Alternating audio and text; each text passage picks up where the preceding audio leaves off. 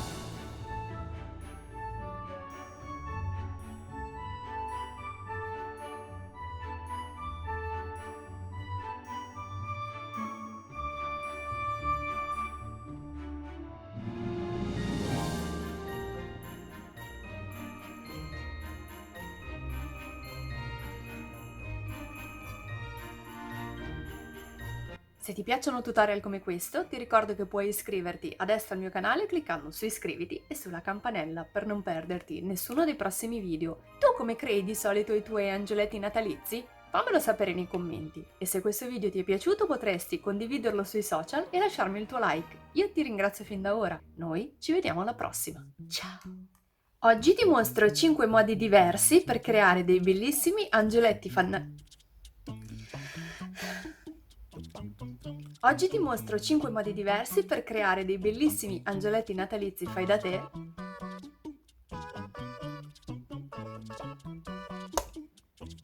Se ti piacciono tutorial come questo,